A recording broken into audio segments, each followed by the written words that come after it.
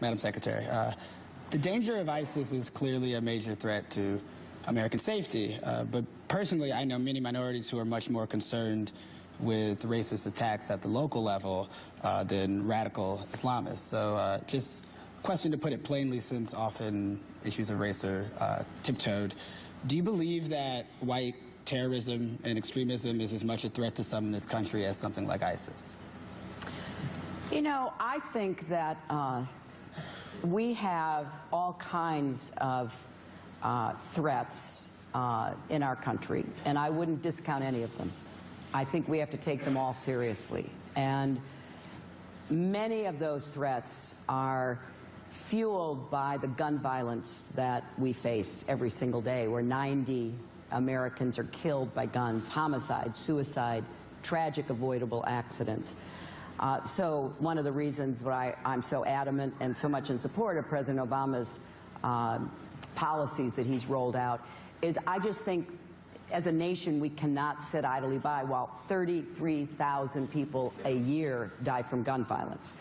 I also believe that we have to take any form of violence, and particularly organized violence, seriously. So yes, I believe there are all kinds of underground movements and efforts in our country to try to use violence or assert certain beliefs that I find often lead to violence. So let's take you know, some of the white extremism that we see. You know, I remember very well going to Oklahoma City and seeing the ruins of the federal building where, as I recall, 168 Americans, including 19 children, were murdered by a bomb, by a guy who hated the government. That's terrorism as far as I'm concerned.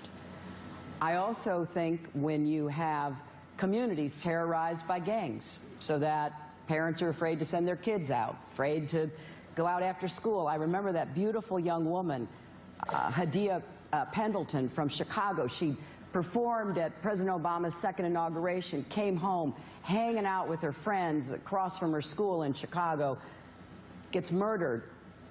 Stray bullet, intentional bullet, fact is, murdered. I think that when you have police violence that terrorizes communities, that doesn't show the respect that you're supposed to have from protecting people in your authority, that can feel also terrorizing. So there are so many different kinds of potential violent acts, and we have to go after all of them. We have to stop them all. We cannot let anybody live in fear.